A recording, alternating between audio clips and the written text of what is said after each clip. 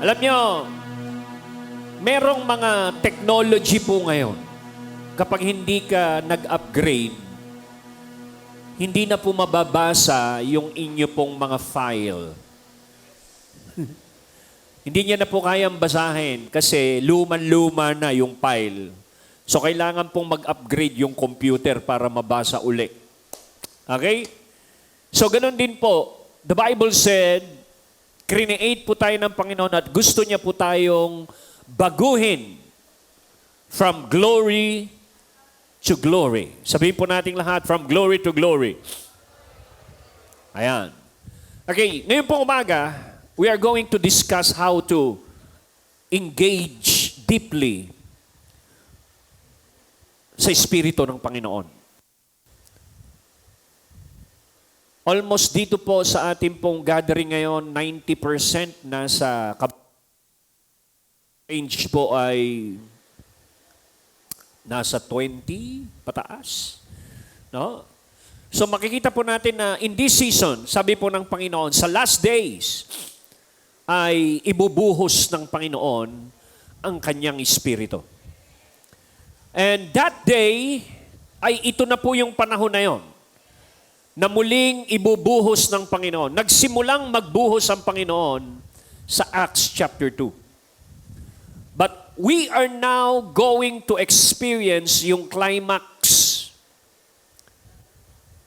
Magkakaroon muli ng pagbuhos ng banal na Espiritu, pero hindi na po sa Jerusalem lang. This time, globally, sapagkat ang bubuhusan niya ay ang kanyang church. And then, mangyayari po yung sinabi ng Panginoon, and the gospel of the kingdom will be preached to the whole world. Dati, nung bumuhos ang Holy Spirit sa Acts chapter 2, nag-preach lang si Peter sa Jerusalem. Pero nung bumuhos po ang Espiritu ng Panginoon, kapag bumuhos na po ng todo-todo, sabihin po nating lahat, outpouring. Beginning this year, 2026, magsisimula po ang matinding outpouring papunta po sa last harvest, huling harvest ng kaluluwa. And then, the Bible said, the end will come. Sabi mo yung sa tabi, kaya maging handa ka sa kanyang pagdating. Sabi ko nga sa inyo, ang senyales ng kanyang pagdating ay evident na. Yung pong mga nakikita po natin, naririnig po nating balita is so evident. Hello? Kaya po, tayo po bilang mga mananampalataya ay madatnan ng Panginoon as a wise virgin. Bakit sila naging wise? Hindi dahil sa kanilang talino o galing. They become wise dahil meron po silang extra oil. Alam niyo po, ang word na sinabi ng Panginoon doon, yung pong mga wise, ang sabi ng foolish, hindi kami pwedeng magbigay sa inyo ng oil. Hindi ito makakasapat. Pansinin po ninyo, bakit? Kasi hindi ka po pwedeng umangkas sa lakas ng iba. Ngayon, ang sabi ng Panginoon, through that word, sabi ng Panginoon, sabi ng mga wise sa foolish, sabi niya ito, buy, go back and buy for yourself. Everybody say, buy for yourself. Makinig ko kayo. The Holy Spirit is a gift. So, ibinibigay. Correct? Pero, pansinin po niyo yung word, and at the same time, the Holy Spirit, yung oil symbolizes the Holy Spirit, which is the anointing. Sinisimbolismo nito ang anointing, yung oil. Ang word na ginamit ng mga wise is, buy for yourself. Everybody say, buy for yourself. Anong ibig sabihin nun? Ang ibig sabihin nun is, you need to pay the price. Hindi mo siyang katabi, kailangan mong magbayad ng presyo. Ayan. Diyan po nagkakaroon ng pagkakaiba-iba. Yes, the Holy Spirit is there. He's always available. Pero kailangan po nating maintindihan that we need to personally pay the price. Ano yung babayaran mong presyo? Para mag-increase at magkaroon ka ng oil sa pagdating ng Panginoon, kailangan mong bayaran ng presyo ng intimacy. Hindi ka po pwedeng maging intimate lang tuwing Sunday service or tuwing prayer meeting. Hello? Or tuwing mahal na araw lang. Hello? Praise God. You need to pay the price of consistency. Hindi lang intimacy, kundi maging consistent ka. Sabi mo sa iyong katabi, araw-araw. Pag sinabing consistent, it is a daily basis. Hindi po yan parang occasional basis. Daily basis. Sometimes, pangatlo, kailangang mag-add up ka ng presyo ng fasting. Pay the price. Sino rito nagpa-fasting? Okay. Bakit? Kaya tayo nagpa-fasting para igupo ang laman. Sabi ni Paul, I subdue my body. So, hindi lang po basta fasting, prayer and fasting. Kasi pag nagpa-fasting kang walang prayer, hallelujah, nagpapagutom ka lang. Hallelujah. Kailangan may intensyon yung fasting. May kasamang prayer. Amen? You pay the price of what? Another price is brokenness. Kailangan magpapabreak ka kay Lord. Ang isang kabayo na hindi broken, hindi mo masasakyan. Ang kanyang galaw, alam niyo yon, yung galaw niya pag ang kabayo first time na masakyan, tapos ayaw magpasakay, gumaganon-ganon, nagiging kangkarot, gusto niyang ihulog yung rider. Hanggang sa marendahan yun ng todo, hanggang sa mapagod, hanggang sa mabreak. At kapag ka na-break na yung kabayo, hindi na siya ganong kagalaw. Kaya yung kabayo, na rerendahan mo na papaliko mo sa kaliwa, na papaliko mo sa kanan, because the horse is already broken. Hallelujah. Sabi mo sa katabi, broken ka na ba? Ayan. May iba, merong nag-iisip kabibreak lang namin. Ha? Alam nyo, ano yung sinasabi ng Panginoon? Saan na-attract si Lord? A broken and contrite spirit. So bakit minsan inaalaw ng Panginoon ang mga sitwasyon na hindi mo kalkulado, challenges in life na hindi mo ina-expect? Bakit nag-i-engineer ang Panginoon ng mga circumstansya na gano'n? It is not to harm you. It is to what? To break you. To humble you. Deuteronomy 8:2 and 3. Ano ang dahilan? Bakit pinadaan ka sa wilderness? Sa mga challenges sa buhay? Ang kanyang purpose is what? To humble you. To develop what? Para ma-develop ang ano? Ang container mo. Ano yung container? Your character. So, character is the container of the anointing. Kaya nga, kapag ka hindi mo ginagawa ang mga bagay na ito, consistency, intimacy, prayer and fasting, speaking in dimension of the Spirit, praying in tongues, praying in the Spirit, para ma-develop ang iyong intimacy at spiritual muscle. Sabi mo sa iyong katabi, develop your spiritual muscle. Isa pa, develop your spiritual endurance. Alam mo sa boxing, hindi ka kagad ilasabak ng Panginoon sa heavyweight. Si Pacquiao, hindi siya pwedeng ilaban sa heavyweight.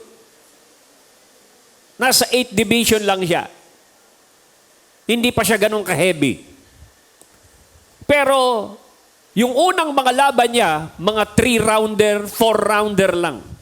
Hanggang sa, na-develop niya ang stamina hanggang sa umabot na siyang nakipaglaban hanggang 12 rounds. So, hindi ganun kadali. Ang marathon runner, hindi yan tatakbo o sasama sa loob ng isang araw kahit hindi pa siya tumatakbo. Makinig kayo, walang runner na tatakbo lalaban sa marathon race na hindi siya nakatakbo ng ilang buwan bago lumaban. Ano yung dinidevelop niya? Endurance. Sabi ng Panginoon, on the last day, the love of many will grow cold. Bakit man lalamig? Kasi hindi nila na-develop yung endurance. Ang sabi ng word sa Matthew 24, those who endure till the end, the same shall be saved. Sabi mo sa iyong katabi, kailangan mo ng endurance. Ayan. Rito, sino dito sa mga nagbabasketball? Taas ang kamay, mga nagbabasketball. Sino rito yung dati kang nagbabasketball, then huminto ka ng ilang buwan magbasketball, and then napasaba ka uli sa basketball, isang takbo pa lang, 2 takbo pa lang ng balikan na gano'n, hingal ka na, gusto mo nang pumalya, ibig sabihin, gusto mo nang mag-blackout. Magpapalit ka kagad, palit. Pero ka 2 takbo ka pa lang na gano'n. Hiningal ka na. Bakit? Kasi walang exercise. Yung inhale, exhale at intake ng oxygen sa katawan ay hindi ganon ka-consistent. Alam niyo ba na mas maraming sinuntok si Pacquiao sa ere sa labas ng ring kesa sa loob ng ring? Mas marami siyang pagpapagod sa labas ng ring kesa sa loob ng ring. So makikita natin, napaka-importante ng batas ng paghahanda. The law of preparation. Kapag ka minaliit mo yung law of preparation, wala kang ginawang paghahanda. Sigurado, dun sa aktual na laban, talo ka. Bakit minsan kalagitnaan yung mga Kristiyano nanlulupaypay, humihinto, nag-iisip na mag-quit? Kasi, na-discover mo na kulang ang iyong lakas o kapasidad. At doon mo na-realize na kailangan mong magpalakas. Pero sometimes, huli na. Kasi nasa aktual ka ng laban. So in this season, lalo na ngayon, for the next 3 years hanggang 2030, patindi ng patindi ang laban. Sa Book of Revelation, 4 na horse ang nirelease. Ano yung mga horse na yon? Yung isang horse ay nirelease kulay pula. Ito yung sumisimbolo ng digmaan. Yung isa naman na kulay itim na horse, sumisimbolismo ng death. At yung pale horse naman ay sumisimbolismo ng kahirapan, poverty, famine. Correct? At yung white horse ay sumisimbolismo ng deception. Correct? Yung horse na merong rider na merong palaso, hindi si Lord yon. Si Satanas lang ang may palaso. Si Lord, sword.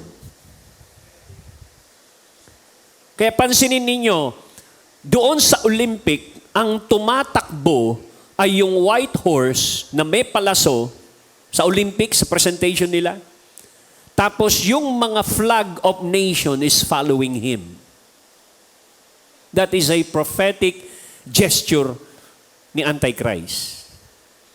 So, yung apat na yon, famine, death, war, at ano yung isa? Deception. Itong apat na ito ngayon ay meron ng galaw sa mundo. Famine, meron na. Deception, matindi na. War, andyan na. Nagsisimula na. At yung isa, which is death, nagsimula nang i-release ang spirit of death nung pang-pandemic through viruses. At ang kanilang aim is to depopulate the world. At magre-release pa sila ng another virus na mas matindi pa sa nauna. Now the question is, how do you fight this horse? Alam niyo, nagreklamo si Jeremiah, sabi niya, pagod na ako sa pakikipaghabulan sa tao. Correct? Sino kabasa nun?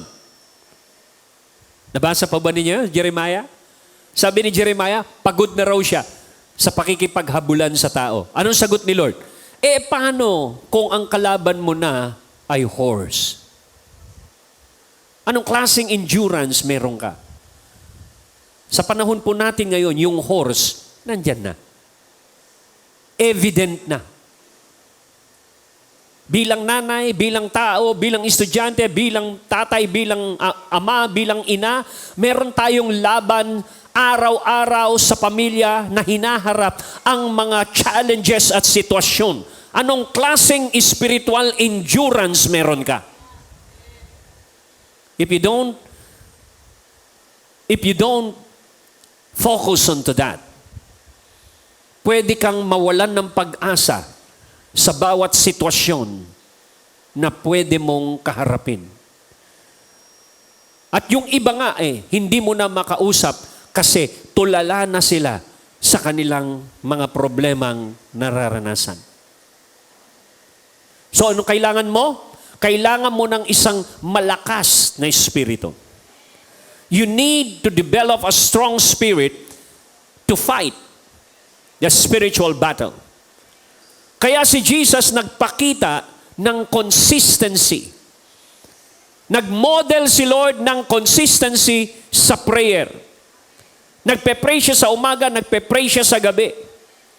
Makikita natin na 3 times siya nag-pray ng tig-iisang oras doon sa Gethsemane hanggang sa ang kanyang prayer ay nag-level up at nagpapawis na siya ng dugo. Pero pagkatapos ng prayer na yon, handang-handa siya na harapin ang huhuli sa kanya. Handang-handa siya sa pagdidinay ni Peter. Handa siya sa laban sa betrayal ni Judas. Handa siyang iwan siya ng kanyang mga disipulo. Handa siya na hagupitin ng latigo. Handa siyang lagyan ng koronang tinik. Handa siyang buhatin ng kanyang krus. At higit sa lahat, handa siyang mamatay sa Calvary. What prepares him? Strong spirit. Sabi ng Bible, 30 years niyang dinevelop ang strong spirit. Sabi sa Luke, ang nakalagay doon, Jesus Christ, the child grew and became strong in spirit. He has the favor with God and favor with men. Ganon din yung kanyang forerunner, si John. 30 years sa wilderness na nagpalakas. He grew and became strong in spirit. 30 years. Nandun siya sa spiritual gym. Nandun siya sa wilderness. Ano meron doon? Wala kang makikitang activities doon. Malayo ka sa civilian life. Anong meron doon? Napakatahimik na disyerto. Bakit nandoon si John? Para i-develop ang accurate na pakikinig ng boses ng Panginoon so that He will become a voice in the wilderness. Ganon din si Jesus. 30 years after, saka pa lang siya ni-release sa ministry. And yet, in that 30 years, after the baptism, he prayed, he fasted, he defeated the devil sa wilderness. After the wilderness, he returned in power of the Holy Spirit. Saka pa lang siya nagsimula ng pangangaral sa chapter 5. So nakita po ninyo,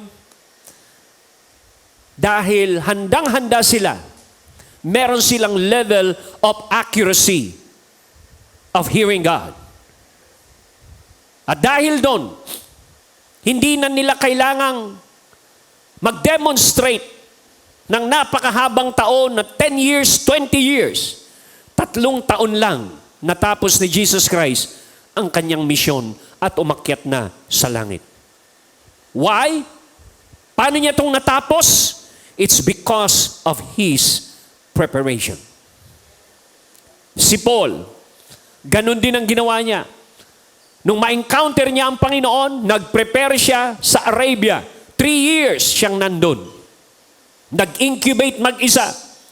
Hanggang nag-reveal ang Panginoon. Hanggang sa na-develop niya ang kanyang sarili. Hanggang lumakas siya. Hanggang nakakapunta na siya sa langit. Hanggang sa nabubuksan na ang langit sa kanya. Hanggang nangungusap na ang Holy Spirit sa kanya.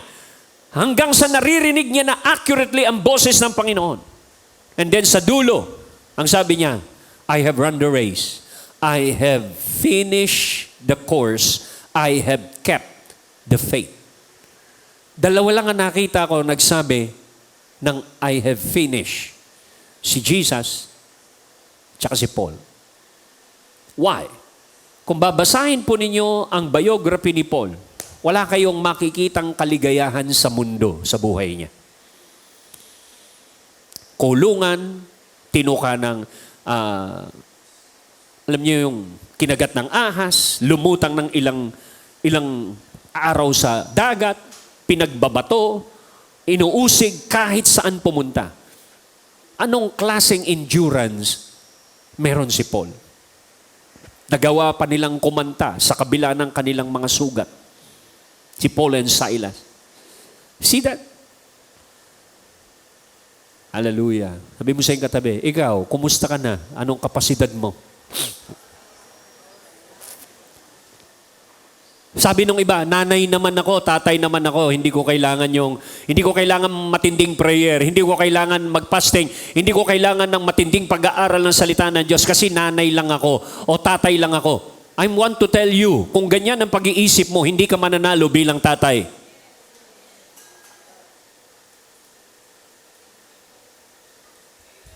Bakal iwan mo na lang ang pamilya mo at magsimula ka na naman ng ibang pamilya.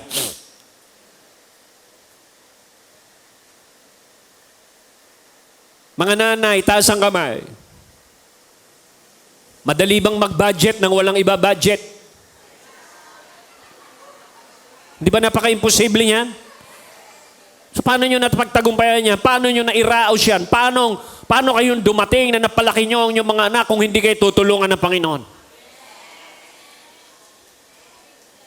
So huwag kayo mag-isip na como hindi kayo leader, hindi kayo pastor, hindi kayo mag-aaral, hindi kayo magbabasa ng Bible, hindi kayo magpe-pray. Ang sabi ng Bible, man shall not live by bread alone. Hindi sinabing mga nanay lang, mga tatay lang, hindi. Man. Ikaw ba ay man? Ikaw ba ay tao? Di mo siyang katabi, tao ka ba?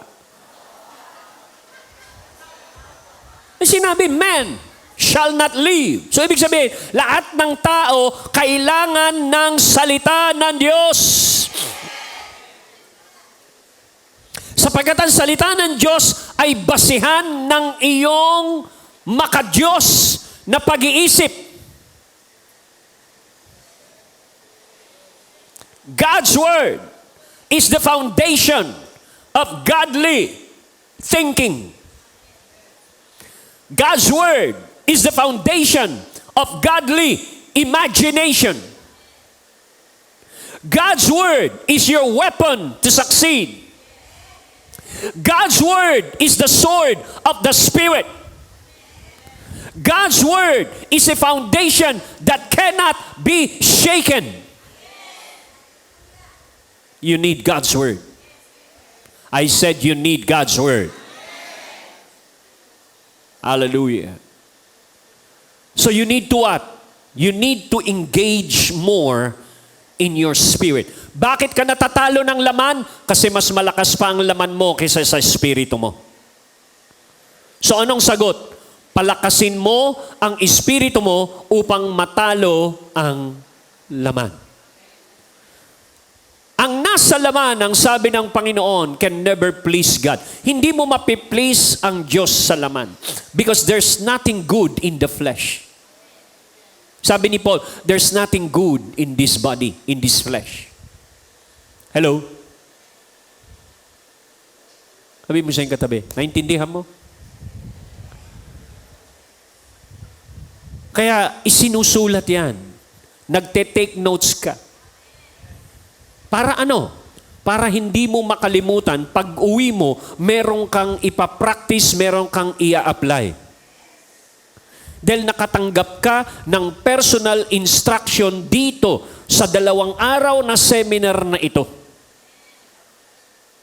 Kaya pag uwi mo sa bahay, ay re-reviewin mo yan at gagawa ka ng iyong development plan out of your notes. At sisimulan mong i-apply yan araw-araw.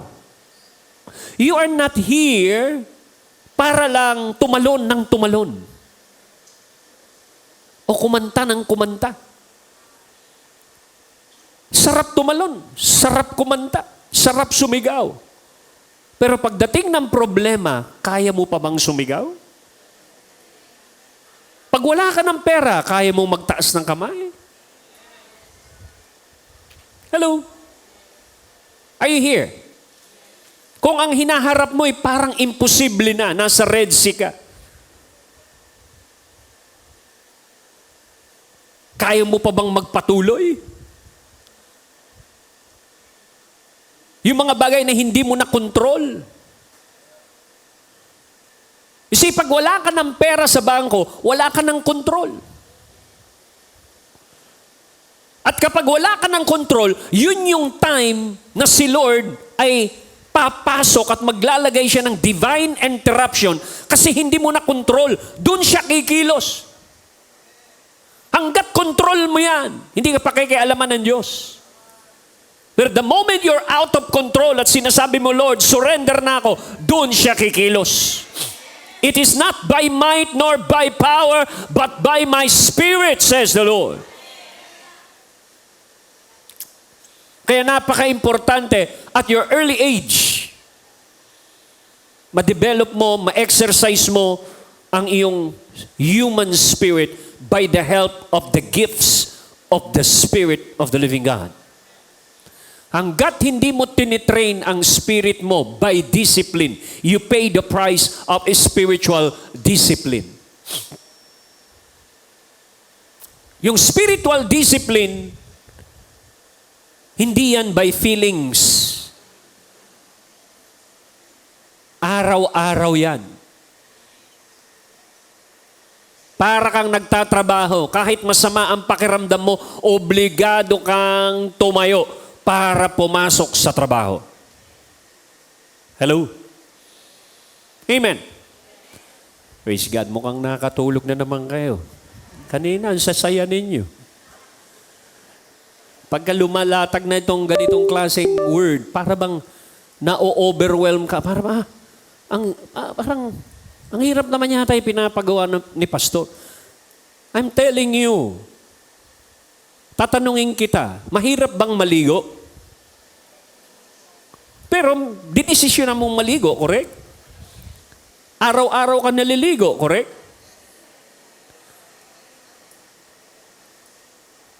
Hello?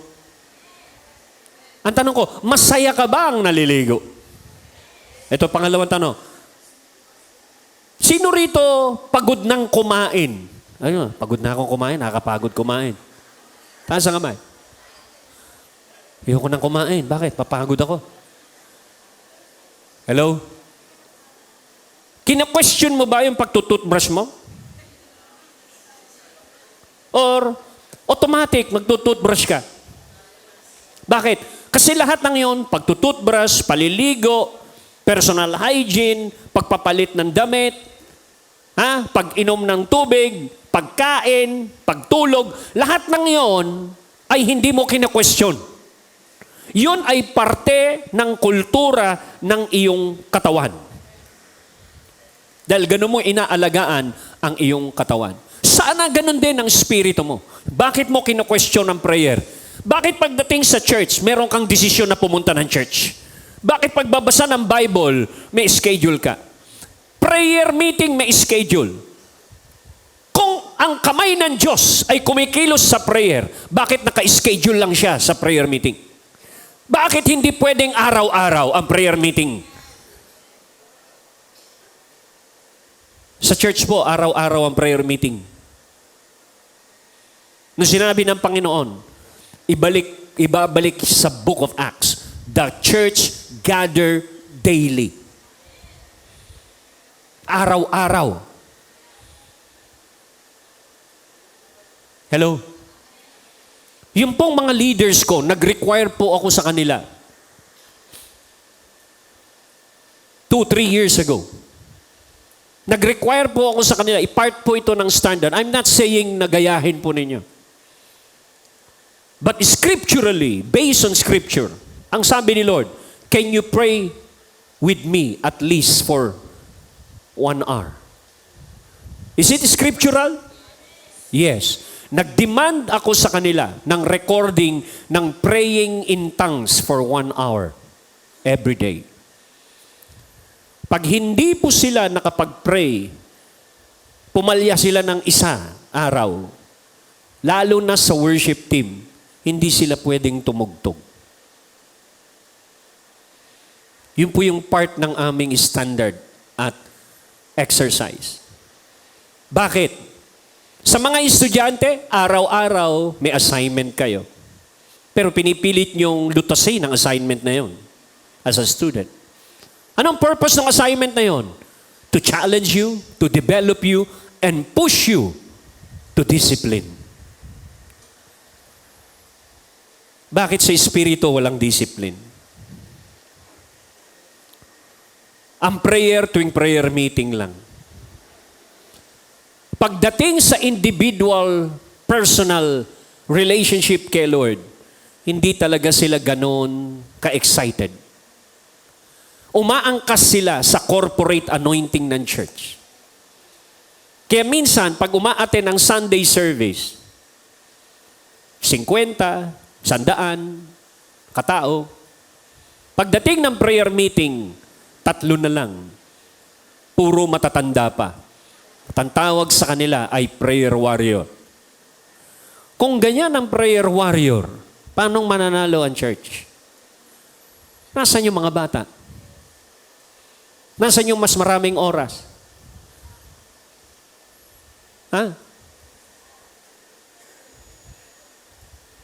Hello? So pag hindi nasanay ang spirit mo na laging naka-engage sa presence ni Lord, huwag kayong magtaka kung mag-quit ang mga pastor ninyo kabubuhat sa inyo.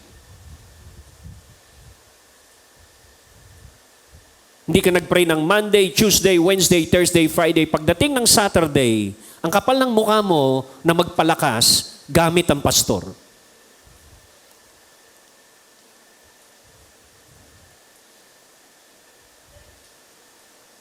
Ano? Nandiyan ka pa ba? Nasasaktan ka? Na-offend ka sa akin? Kaya nga ito palakasan eh. Kasi kung hindi kita sasampalin, hindi ka magigising. Hindi ka nandito para i-baby. Nandito ka para gisingin ka sa dapat mong pagkagisingan. Dapat nga pumapalakpak kayo dahil ganito yung naririnig.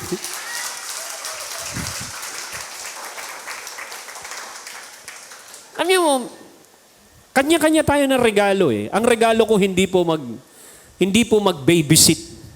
Ang regalo ko po, mag-equip, mag-train, manggising, manampal, manuntok.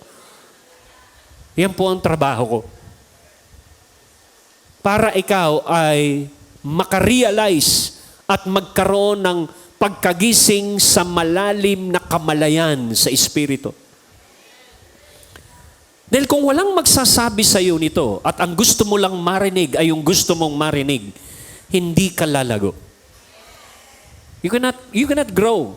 Bibigyan kita ng 5 years pa kung hindi mabago ang isipan mo, ganyan ka pa rin.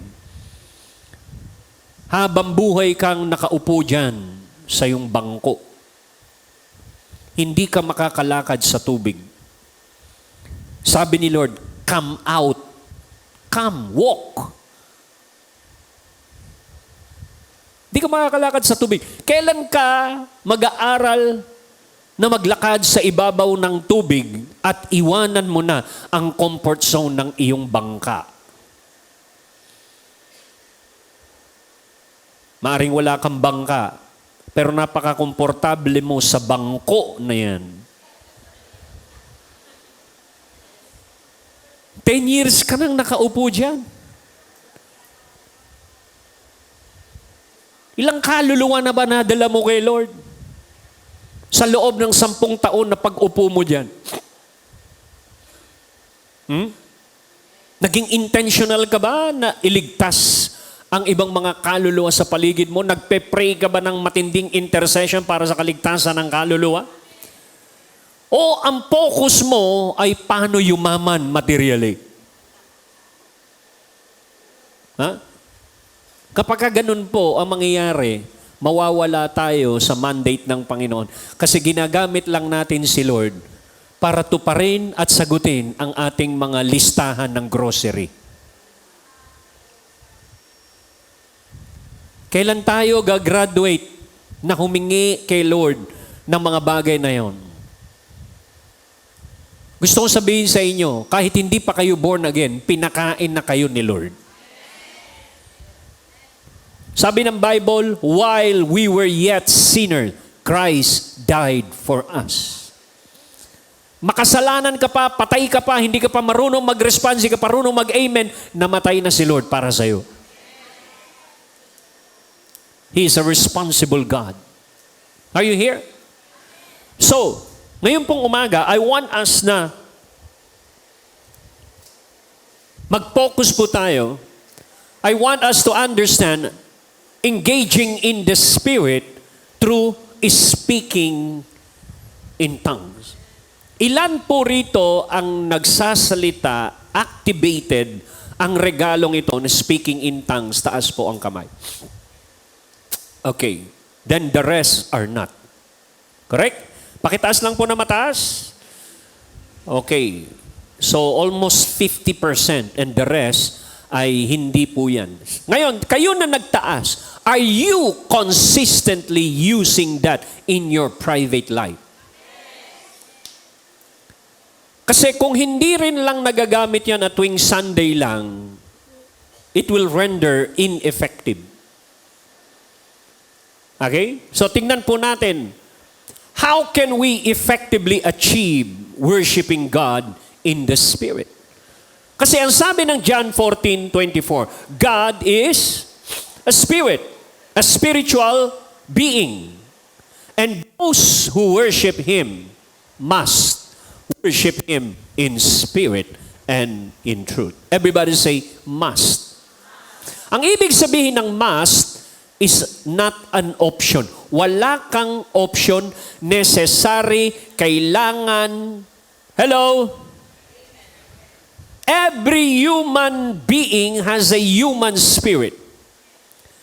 Kaya't ang sabi rito, kung sasambahin mo siya, sambahin mo siya sa espiritu. Hindi sa laman. Because no flesh can please God. So if you are not worshiping in the spirit, you are in the flesh.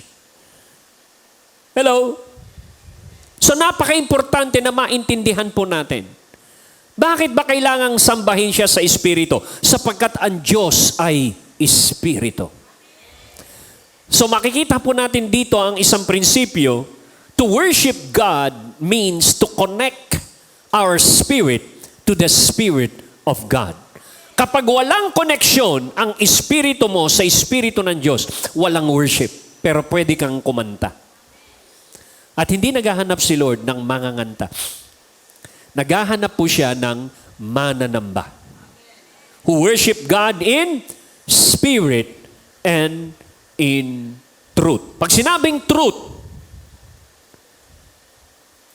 ito po ay spiritual reality. Tatanungin ko po kayo, totoo bang may Diyos? Is God real? Sabi mo sa iyong katabi, is God real to you? Kasi merong tao, alam niyang may Diyos, pero hindi totoong-totoo ang Diyos sa kanya. Hindi realidad ang Diyos sa kanya. Alam niyang may Diyos, pero hindi realidad. Yun po yung Greek word ng truth. Reality. Merong mga totoong-totoo na hindi nakikita ng iyong mga mata. Na mas totoo pa sa nakikita mo sa physical. Katulad ng Diyos. Hindi mo siya makita ng iyong mata, pero totoong-totoo siya. Hello? At yung totoong-totoo na yon, na sinasabing truth, pag naintindihan mo, ang ibig sabihin nun, yung truth na yon. Hallelujah. Hindi ko magalaw. Anong nangyari? Heaven. Okay. Next. Ang sabi doon, yung truth na yon, sa Greek word nun is reality. Every time na nakaka-breakthrough ka sa reality ng Spirit, every time na nararamdaman mo yon, napiperceive mo yung kamalayan na yon, you receive a revelation. Once you receive a revelation of that, at yung revelation na yon ay naging totoong-totoo sa'yo, that reality, sinabi ng Panginoon, will set you free. The truth will set you free. Bakit? Ba't kailangan kang palayain nun? Kasi merong captivity na nangyayari sa iyo sa mundo. Merong pagkakakulong. Kinulong ka ng kaaway sa limitasyon. Lahat tayo ikinulong sa limitasyon. Tinuruan tayo ng mundo na ilimit ang Diyos. Hello? Si Pedro, ikinulong sa bangka ng mahabang panahon hanggang sa inintroduce ni Jesus Christ ang paglalakad sa tubig. At doon sila namangha. Hindi niya na kailangan ng bangka. Naglakad na lang. Hello? Sa panahon ni Moses, mas mahirap yun. Hinati niya yung bangka. Ay, hinati niya yung dagat. Correct? Sa panahon ni Lord, hindi niya na kailangang hatiin yung dagat. Pinakita niya ang isang authority at position sa spirit na mas makapangyarihan siya kaysa sa law of gravity. Hello? Si Lord ang gumawa ng law of gravity. But the law of faith is higher than that law. That's why nothing is impossible to those who believe. Every say, nothing is impossible for those who believe. Anong law yon? It's the law of faith. Hello? Si rito nakakasunod. Taas ang kamay. So, ituloy natin. So, dahil dyan, sabi sa 1 Corinthians 14:2, nung dumating na yung Holy Spirit sa Acts chapter 2, nagkaroon na po ng mga baptism of Holy Spirit sa iba't ibang channel, iba't ibang network ni Paul, especially Corinthians. Hanggang sa dumating na ine-explain ni Paul yung regalo ng speaking in tongues. In-explain niya to. Sabi niya, 1 Corinthians 14:2, if you praise God in private language of tongues. God understands you, but no one else does. For you are sharing intimacies just between you and Him. So pag nag-speaking in tongues ka pala, naiintindihan ka ng Diyos, nagkakaroon ng mas malalim na communion using the language of speaking in tongues. Naiintindihan ka ng Diyos. Ngayon, ano sabi?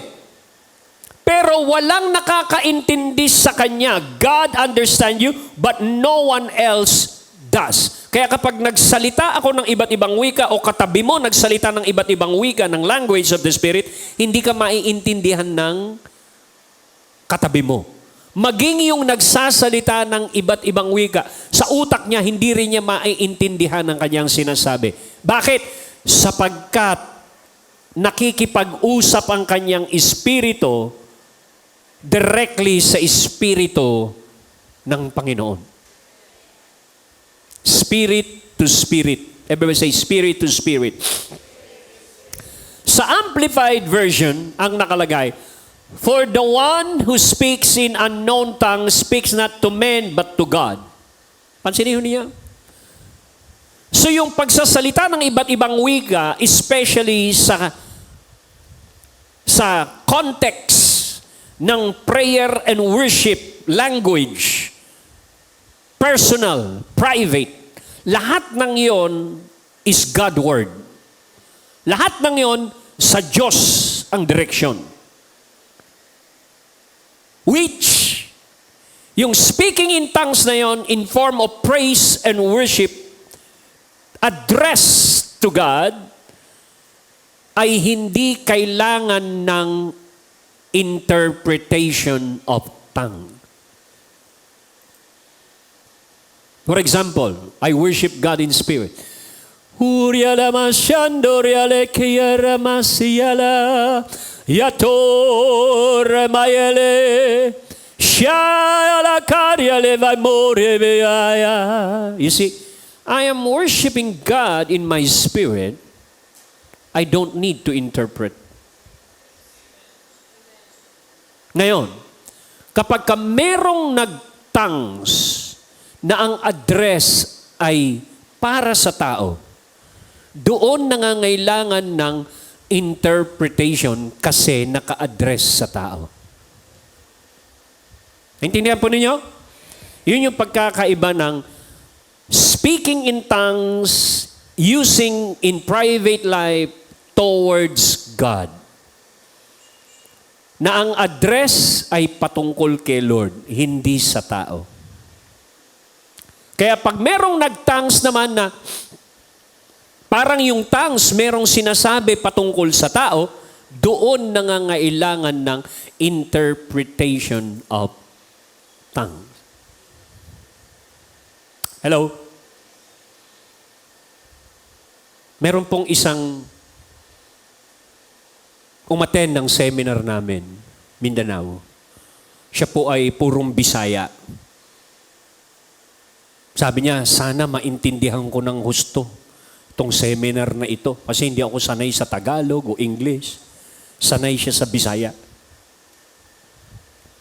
Natapos po yung seminar. Sabi nung tao na yon, ang galing magbisaya ni Pastor. All throughout, hindi naman ako nagbibisaya. Nagtatagalog ako tsaka English. Hindi naman ako Bisaya. Hindi naman ako marunong Simbuano. Natapos na lang yung seminar, sabi niya, ba't ang galing mag-Cebuano ni Pastor? Sabi, hindi naman siya nagsisibuano. Huh? Intindi ko yung sinasabi niya sa Cebuano. Yung pala, ini-interpret na ni Lord habang nagsasalita ako. Ang dating sa kanya, Cebuano na. May mga ganong klase kaming mga encounter at experience, mga ilan-ilan lang, na yung ibang mga tao sa Book of Acts, nagsalita sila ng iba't ibang lengguwahe, na merong mga tao doon na sa iba't ibang nasyon, nagsalita sila Narinig nila yung kanilang language. Teka lang, mga Galileans to paano tong natutong ng aming mga salita? Ganun ang Holy Spirit. Kaya niyang magsalita ng sabay-sabay na iba't ibang lengguwahe. Ikaw, kaya mo magsalita? 10 lengguwahe, 20 languages sa isang bibig. Holy Spirit lang ang nakagawa niyan. Pagbaba ng Holy Spirit, nagsalita siya, nag-express siya sa iba't ibang klaseng tao sa 120 na katao na yun at narinig ang lahat ng lengguwahe. That's the Holy Spirit. Hello? So makikita natin dito na, sabi rito, the one who is speaking unknown tongue is not speaking to men, but to God. Every say, to God. So ibig sabihin, sa iyong private life, kapag tayo lahat dito, pag sinabi ko natin, speak in unknown tongue, praise God in your spirit, hindi kailangan ng interpretation yon kahit ginagamit natin ito in public. Kasi naka-address to God. So wag kang mape-pressure na ayoko mag-speaking in tongues kasi sinabi ng Bible, kailangan i-interpret. Pag hindi interpret, wag ka na mag-speak in tongues. Makinig kayo. Hindi ka pa pwedeng mag-interpret kung walang speaking in tongues. Sige nga, mag-interpret ka, wag kang mag-tongues. Ano interpret mo? Hello? Nakabase ang interpretation of tongues sa speaking in tongues.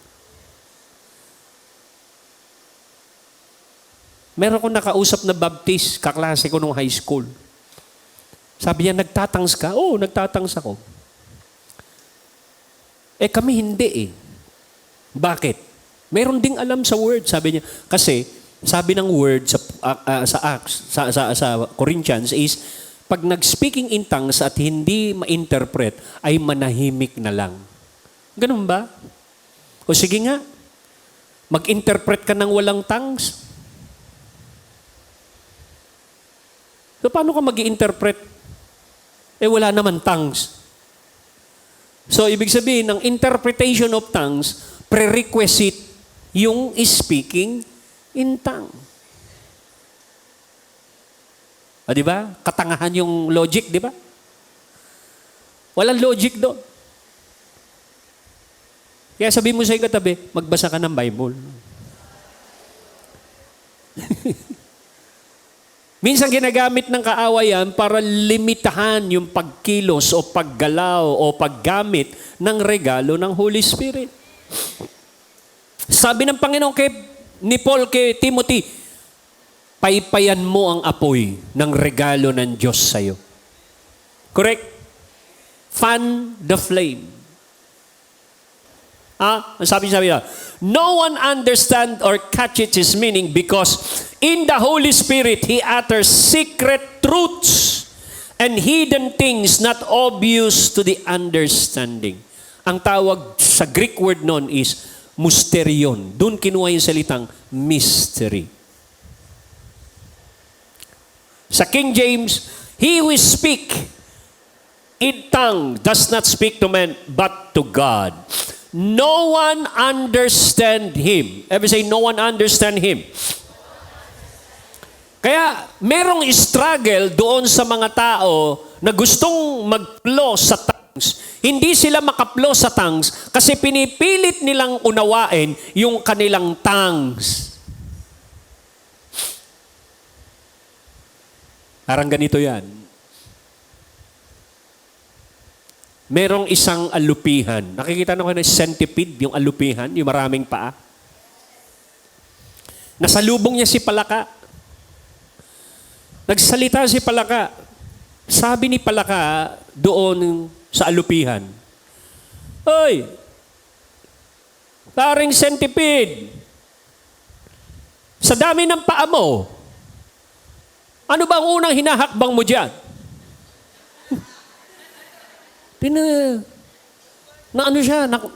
Napag-isip yung alupihan na yun. Kaya tinignan niya yung kanyang paa. Pinipilit niyang unawain ano yung nauuna talaga sa dami? Ang dami nga eh. Oh. Hanggang sa yung lakad niya ay bumagal. And then suddenly, nabutas yung ulap. Tumama yung sinag ng araw sa kanya. Pow! Nawala siya sa pag-iisip. Hindi niya na iniisip kung ano yung nauna niyang, kung anong step kanyang paa. Nung nasyak siya nung liwanag, tumakbo siya, kinalimutan niya na kung anong unang inaakbang. Tumakbo siya ng katulad ng takbo niya na mabilis, gracefully, ang bilis. Ano yung lesson doon? Babagal ka sa takbo sa Espiritu kung lagi kang nag-iisip. Hello?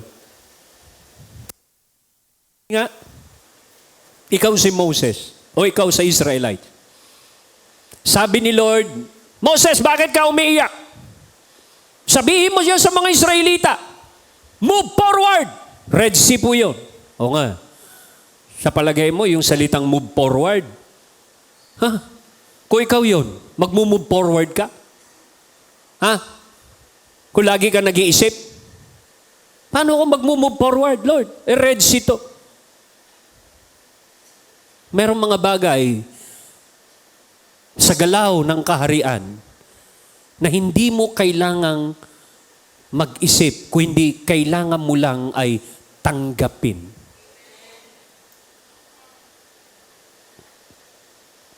Hello? Naririnig po ba ninyo ako? Hindi po ito yung original na takbo ng kingdom. Nung hindi pa nadidisconnect ang tao sa Diyos, hindi mo kailangang ibuka ang bibig mo para mag-communicate tayong dalawa. Kahit hindi ko binubuka ang bibig ko, kaya nating mag-usap. Ganon yung original picture. Sa palagay nyo, yung usapan doon sa Book of Genesis, nag-uusap yung ahas at yung si Eva. Nakita nyo ba na bumubuka yung bibig ng ahas? Gumaganon ba? May pinakita ba? May dinescribe? Pero nag-uusap sila. Tatanungin ko kayo, paanong naintindihan ng balyena na lumunok kay Jonah yung utos ng Diyos na maghanda na lunukin siya?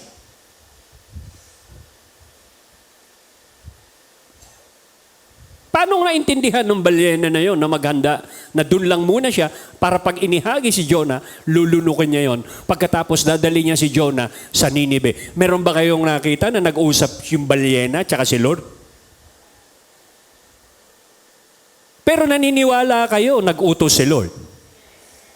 Pero hindi niyo sila nakita na nag-usap.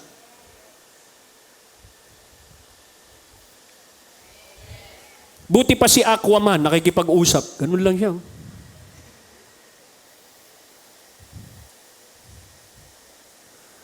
So you see, bakit tayo pinagsasalita ng iba't ibang wika? Kasi ito yung perfect na lengguwahe ng iyong human spirit para masanay ang espiritu mo na makipag-communicate spirit to spirit, not mental to spirit. Not mind to spirit, but spirit to spirit. Hanggat hindi mo ito natututunan, hindi mo maririnig ang boses ni Lord. Laging mangingialam ang utak mo at laging magtatanong ng paano, bakit, kailan, lahat ng yun, when, what, where, how, lahat ng yun ay tanong ng physical realm.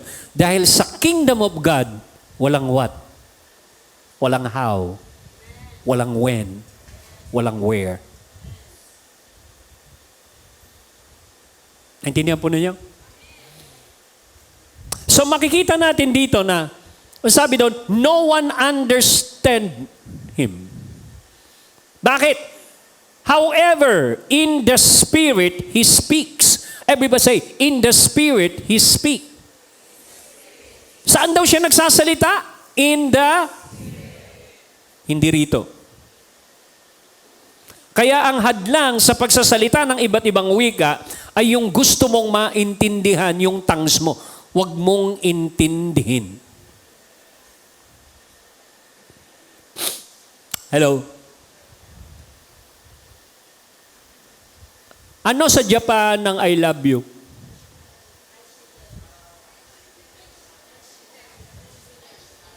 Ha? I see Teru. Oh, I love you. I see Teru. Pero ikaw, sa utak mo, hindi mo maintindihan yung salitang yun. I see Teru. Correct.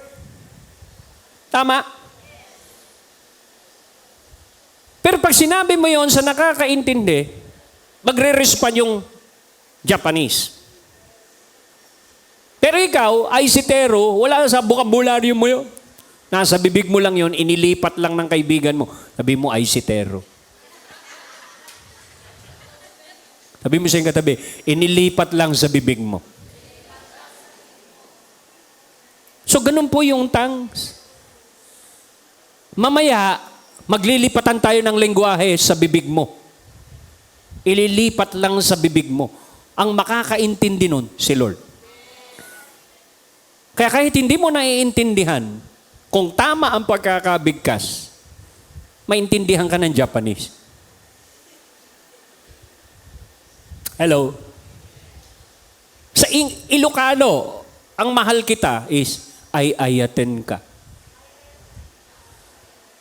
Sa Bicol, ano yung I love you? Yung gugma. Oh. Gugma, di ba? Pero sa ating mga Tagalog, ano gugma?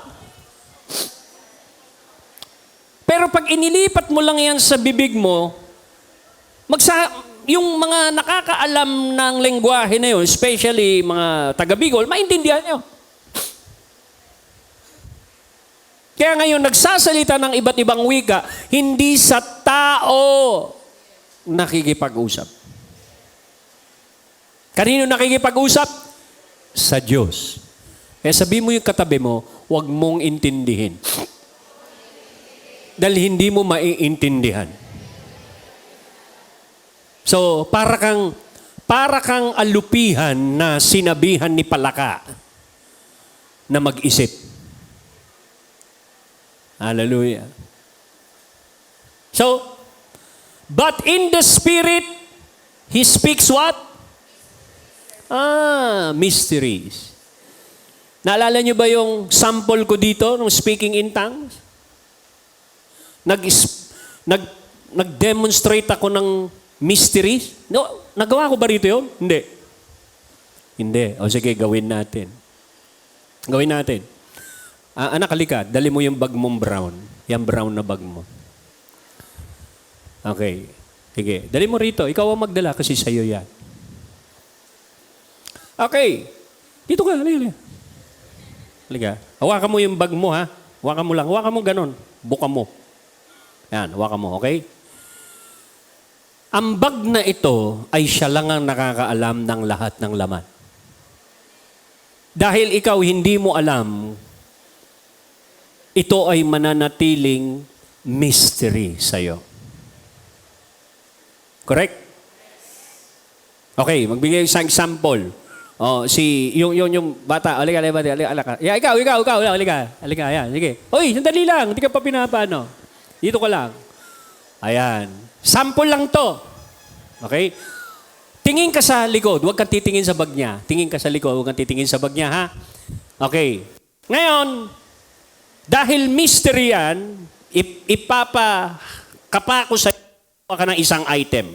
Huwag mong titignan. Okay, sige. Kuha ng isang item. Sandali lang. Nahawakan mo na? Okay. Kaya mo bang i-describe kung ano yung nahawakan mo? Ano? Libro? Gurado ka?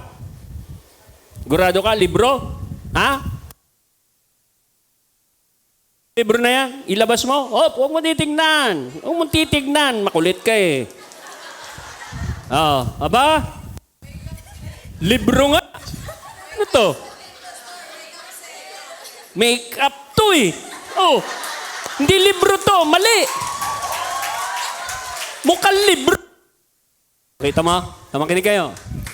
Ganon sa spirit. Kasi hindi mo pa alam ang detalye.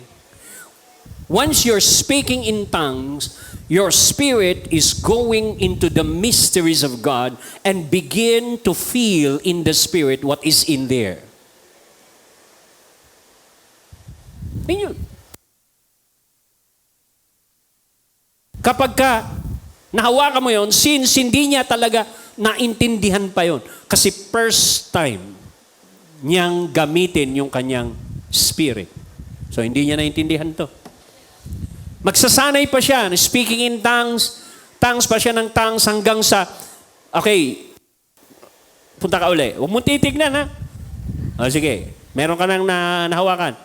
Ha? Meron na. Uy. Meron na. Meron na. O, describe mo, ano yun? Libro uli. Sigurado ka? Ha? Sigurado ka? Okay, ilas mo. This time, tama na siya. Bakit? Practice makes. Nagiging accurate na yung kanyang spirito sa pag-sense ng mga bagay na inihanda ng Diyos.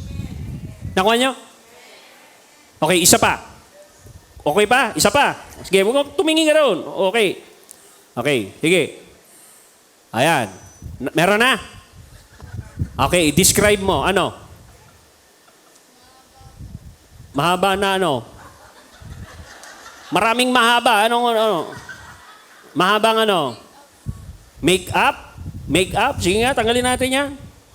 Pang make-up nga. Mahaba siya, pero ang tawag dito, lipstick. Lipstick, di ba? Mahaba, pero lipstick siya. Pero, hindi ka pa rin accurate kasi ano to eh, lipstick talaga to eh. So makikita ninyo na lahat ng nandiyadyaan, makinig kayo, ay mga bagay na inihanda ng Diyos sa'yo bago pa likhain ang mundo. Na nakahanda na. Nag-aantay sa'yo, nakapain ng espiritu mo by using this gift. The howbeit, when you are praying in tongues, you are talking to God intimately with the mystery na ipinagpe-pray ng espiritu mo yung mga bagay na inihanda mo. Kaya kapag nagpe-pray ka, ka na sa iyong pinagpe-pray. Lord, hallelujah, salamat Panginoon. Thank you God. Provide mo ako ng maskara. Yes Lord. Thank you Father God. Yes Lord, hallelujah. Salamat Panginoon. At ako'y binigyan mo Panginoon ng pera. Binigyan mo rin ako ng wallet. Thank you God. Hallelujah. You see, when you pray in the Spirit, you pray like that from what God has prepared for you to those who love Him. No eye had seen, no ear have heard. Ganun na yung prayer mo. Nagpe-pray ka from the source. Hello? Kaya nga sabi, when you pray, believe that you receive it and it will be yours. So rito, sino ito naintindihan ngayon? Yung when He speak in the Spirit, He speak what? Mysteries. Palakpakan natin ng Panginoon. Sige, balikan na. So, imaginein mo kung hindi mo alam, you are missing a lot. You're missing a lot. Minsan nagpe-pray tayo, nakita natin na inggit tayo sa ating kapitbahay, sa ating, ay, nakakainggit naman siya, Lord, meron siyang bisikleta. Bigyan mo rin ako ng bisikleta. Saan ka nagpe-pray? Sa labas. Bisikleta, hinihingi mo, ang nakahanda sa'yo, kotse.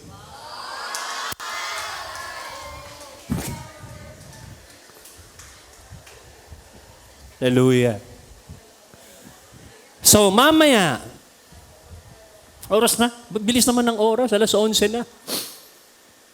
Mamaya, in 30 minutes, i-activate natin ang lahat ng ito sa ating spirit. The gifts of heavenly language. Sino rito gustong ma-exercise, ma-activate lahat? Alam nyo, 3 to 4 days kong dinidiscuss itong building in the spirit na ito.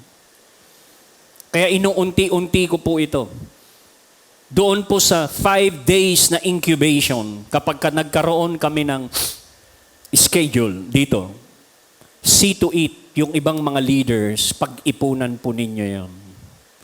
Yun po ay training specifically sa mga nagfa-function like worship leaders at mga pastor. Si Jesus, pag nagsalita, mahirap siyang intindihin sa utak sapagkat lahat ng yun ay nanggagaling sa Spirit. Sabi ni Jesus, the words that I have spoken unto you, they are spirit, they are life. Kaya pansinin nyo, nung nagsasalita na si Nicodemus, nag-uusap na si Nicodemus tsaka si Lord, yung lengguwahe nila, hindi na tangs yun, ha? Hindi na tangs yung sinasabi ni Jesus na born again. Hindi na tangs yun. Hindi pa rin maintindihan ni Nicodemus. Anong born again? Papasok pa ba ako sa tiyan ng nanay ko? Laki-laki ko na. Para ipanganak uli. Yun yung kanyang intindi. Correct? Hindi maintindihan ni Nicodemus yung lengguwahe na yun. Subukan mo mag-preach. Tagalog na. Tagalog. Preach ka sa daan. Meron bang hihinto para makinig? Karamihan wala.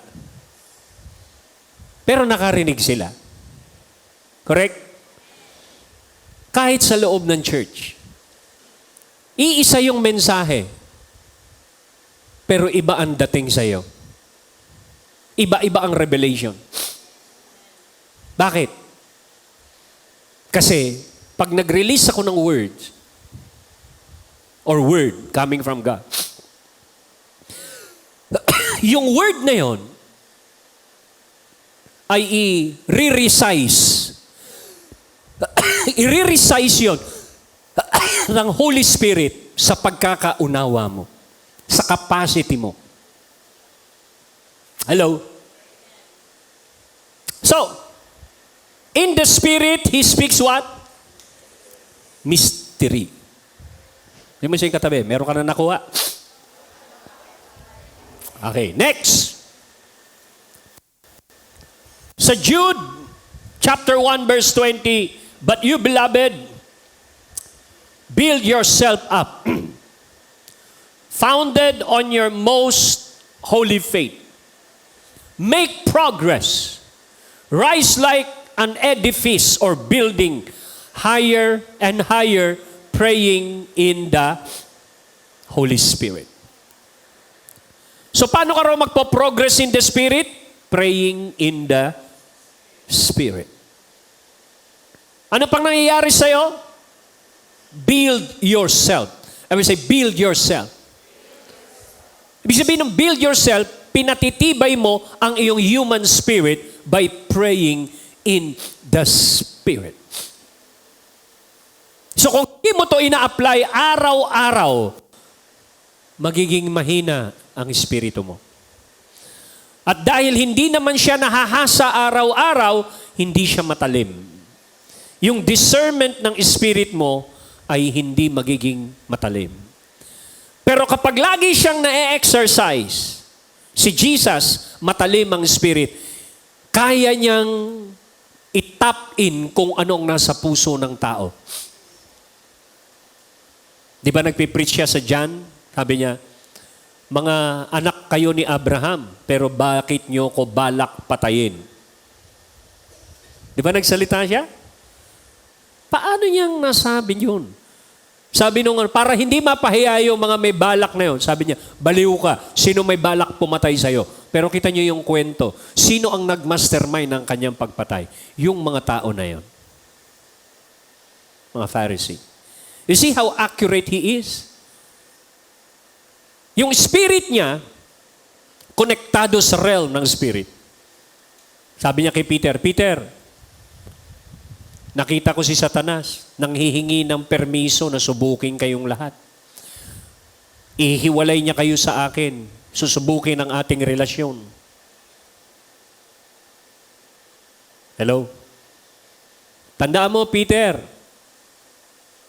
pinahintulutan si Satanas para subukin kayo. Pero alam mo, Peter, pinag-pray kita na magitan ako sa'yo. Pumunta rin ako doon sa trono, sa court ng langit. At pinag-pray kita, ako ang naging abogado mo. Pinag-pray kita na huwag manghina ang iyong pananampalataya para pag nakabalik ka na, palakasin mo ang iyong mga kapatid. Makinig kayo ha. Sa prayer ni Lord, nakabalik na siya. Hindi pa nangyayari yung denial ng 3 times. Pero sa prayer ni Lord, nakabalik na siya. Sa realm ng spirit, reality na nakabalik siya.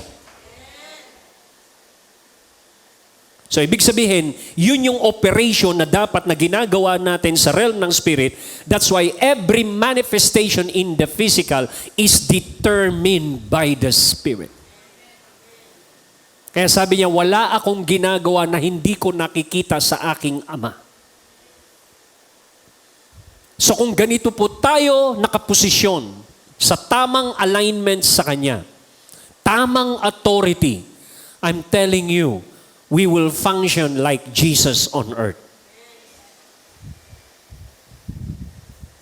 Hello? Sino rito natuwa dito sa demonstration natin sa bag? May problema ka pa ba? O wala kang problema dahil lahat ng solusyon nandun sa bag? Ang kailangan mo lang gawin, you pay the price of praying in the Spirit hanggang sa masense mo to. Huwag kang titigil hanggat hindi nagmamanifest sa physical.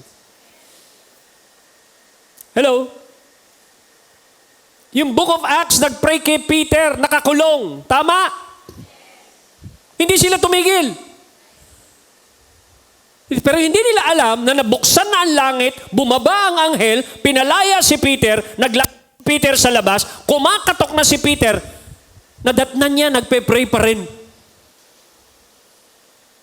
Walang tigil yung prayer hanggang sa merong nangyaring manifestation sa physical realm. Sabi mo sa iyong katabi, kaya wag kang titigil mag-pray hanggang sa merong manifestation sa physical. At pag nag-manifest na, wag ka pa ring tumigil mag-pray.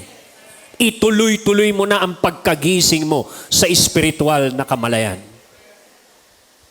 That's why you need to pay the price. Consistently. Hello? 1 Corinthians 14:4, ito yung ginagawa ni Paul sa private life. Sabi niya, he who speaks in tongue edifies himself, but he who prophesies edifies the church. So, anong pagkakaiba ng prophecy sa tongues? Yung tongues, ang pinalalakas ay ang kanyang sarili. Pag nag-prophesy ka, ang pinalalakas naman ay ang church, local church. Sabi ni Paul, I thank my God, I speak in tongues more than you all. Ano ibig sabihin nun? Kung nagpe-pray ka, 30 minutes si Paul maabot ng napakahabang oras. Hindi lang 1 hour. Mahaba. Hanggang sa masoak na siya. Hanggang sa mabaptize siya, hanggang sa maka-breakthrough siya, hanggang sa nandun ka na sa spiritual world. Spiritual realm. Spiritual dimension. Dahil pinapractice niya yan, malalim ang kanyang kamalayan. Kaya pansinin po ninyo yung kanyang mga isinulat na revelations sa New Testament. 1/3 ng kanyang mga isinulat ay resulta ng kapahayagan. Kaya parati niya sinasabi, I pray that you understand my mystery. Bakit? Kasi mahirap talagang unawain yung kanyang mga sinulat. Sino rito nag-e-enjoy basahin yon? Ephesians, Colossians, Philippians, Thessalonians. Ang hirap, lalo na yung Ephesians. Doon pa lang sa chapter 1, ang hirap na, lalalim na. I pray that the eyes of your heart will be enlightened with light so that you may know the hope of your calling, so that you may understand the surpassing greatness of His power, that you may know your glorious inheritance in the saints, the power that raised Christ from the dead, the power that raised Him and bring Him at the right hand of the Father, the power that exercised through the church. He's become the head of the church. Naintindihan niyo yung mga ganon? Ha? Nung bata-bata ako, hindi ko maintindihan yun. Nung nagra-rise up na ako sa Spirit, naiintindihan ko na eh. Ha? Ang lalim pala nito. Ano yung prayer niya? Hindi mga material eh. It's about wisdom. It's about how to operate in wisdom, how to operate in power, to understand your authority. Yun yung kanyang mga revelation na gusto niyang mag-operate sa church na hindi kailanman yung church ay nagising doon.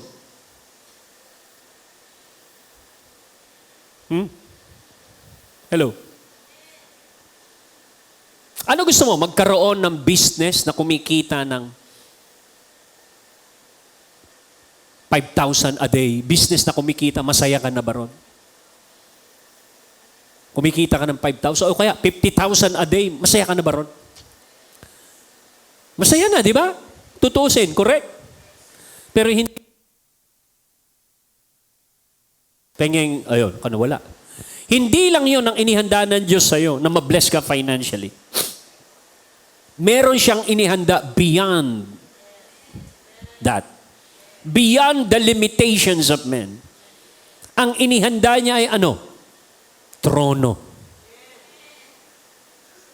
Yung iba, hindi masaya sa trono. Kasi walang kapahayagan, how do you operate from the throne room? Hallelujah. Pero masaya ka na? 50,000 a month, 50,000 a day, kumikita yung business mo, pero ang inihanda ng Diyos sa'yo, trono. Yung iba, hindi pa rin talaga nila magustuhan yung trono. Doon na lang ako sa 50,000 a day. Kaya hindi ka nagigising, kasi yun yung nakagisnan mo. Ganong kalalim ng pagkatulog ng church. Hindi siya gising sa authority. Yung scope ng trono, para yung upuan ng office of the president, 50,000 lang. Pero magkano ang allowance ng budget ng office of the president? Billion. Ayaw mo nun? Allowance pa lang, billion. Ikaw kumikita ka lang ng 50,000 a day. Ano gusto mo? Yung trono o yung 50,000 a day? O ngayon, trono na. Kanina, ang tahi-tahimik mo. Ngayon, naintindihan mo. Yung bang scope nun? Oo, yun. Bibigyan kita ng another scope. Namatay si Jesus at muling nabuhay. Hindi lang salvation ang binigay niya sa'yo. Ibinalik niya yung dati mong posisyon. Ano yung dati mong posisyon? Let them have dominion. Na-exercise mo ba yung dominion na yan? Kung hindi yan totoo sa'yo, lagi kang magmamakaawa sa prayer. Pag ang prayer mo nasa second heaven lang, sa second heaven, merong warfare. Sa second heaven, nandun si Prince of Persia, tsaka yung naglalaban panahon ni Daniel. Nasa second heaven yun. Laging merong warfare. Pero merong time na papasok ka doon sa authority na inihanda at trono ng Diyos sa'yo. Pagdating mo doon, hindi na magmamakaawa ang prayer mo, ikaw ay magdideklara na. Sapagkat naiintindihan mo na ang posisyon mo. You are declaring and ruling from intimacy, which is intimacy is the foundation of authority. You are praying from authority. Kaya meron pong ginagawa ang Holy Spirit ngayon. Sing Kanya sa tamang alignment. There is what? A divine alignment. Hinayag ni Lord kung ano ang kanyang pundasyon. Bakit niya ginagawa yung ganun? Anong sabi niya? I am in my Father. My Father is in me. Sinabi niya kung ano, naka-align siya sa Father. Sabi niya kay Philip, Philip, ang tagal na nating magkasama. Hanggang ngayon, di mo pa rin ako kilala. Hindi mo alam paano ako mag-operate. Hindi mo ba alam na ang kumikilos ng lahat ng ito ay ang Ama na nasa akin? Hindi mo ba naiintindihan yun? Kaya kung makita mo ako, nakita mo na rin ang Ama. Hindi niya sinabing ako ang Ama. Ang sabi niya, nakita mo na rin ang Ama. Kasi ako ay nasa Ama at ang Ama ay nasa akin. Yun yung alignment. And because of that alignment, yun yung pundasyon ng authority na lahat ng sasabihin niya galing sa isipan ng Ama, galing sa Ama. Lahat ng iyon ay merong epekto, merong nangyayari.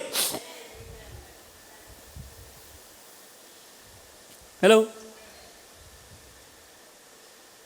Kaya kung lagi kang aware in the Spirit, maglalagay lang si Lord sa'yo ng kaisipan. Kaya ang sabi ng Bible, who knows the mind of God? No one knows the mind of God except the Spirit of God. But we never receive the Spirit of the world.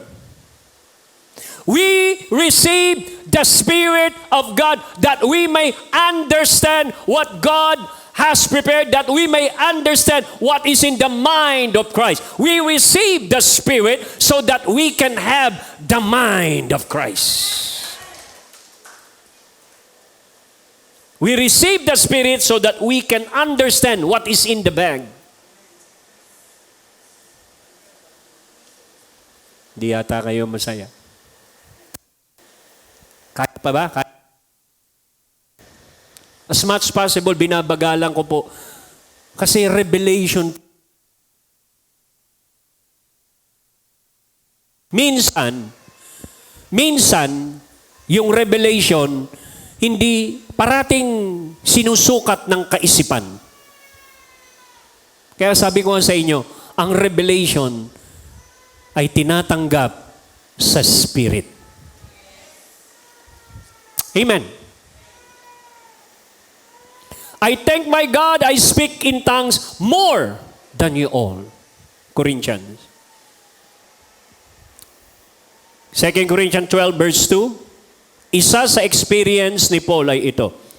I know a man in Christ who 14 years ago was caught up to the third heaven. Saan daw nagpunta si Paul? Third heaven. Caught up. So pag nagpe-pray tayo at nakaka-breakthrough tayo in the Spirit, we are being what? Caught up. Saan? Third heaven. Sabi niya, whether it was in the body or out of the body, I do not know. Hindi ko alam. Pero ang alam niya, napunta siya sa ikatlong langit. Pag nandun ka na sa third heaven level of praying, yung iba kasi nasa second level lang. May warfare, matindi. Pero pag nasa third heaven ka na at nasa throne room prayer ka na, wala nang warfare. Execution na lang ng kalooban ng Panginoon. Ang gagawin mo doon ay declaration. Nagdidecree ka. Nakaupo ka na kasama ni Kristo. You are seated with Christ in the heavenly places. At habang nakaupo ka ron, you start ruling and reigning in the realm of the third heaven. At lahat ng babanggitin at i-release mo doon mula sa trono ay merong manifestation sa physical realm. Hindi na naman kayo masaya. Kasi ang hirap sumaya sa ganito kasi hindi ka sanay doon sa trono. Hindi ka kasi sanay. Mas sanay ka doon sa baba. Pero kung ikaw yung nasa trono, hallelujah, si Jesus nagpakita kung paano mabuhay sa mundo na ine-expect ng Diyos kay Adan. Si Adan nag-fail. Yung huling Adan, hindi nag-fail. Nagpakita yung huling Adan at sinasabi niya sa unang Adan, kasama tayo doon sa residue ng unang Adan. Sabi niya, tignan mo Adan, yung buhay mo. Ganito dapat ang buhay mo. Kaya sabi ng Panginoon, kung nananampalataya, if you believe in me, the works that I do, you shall do also. Bakit? Kasi ito yung nakatalaga sa'yo. And you will do even greater works than this.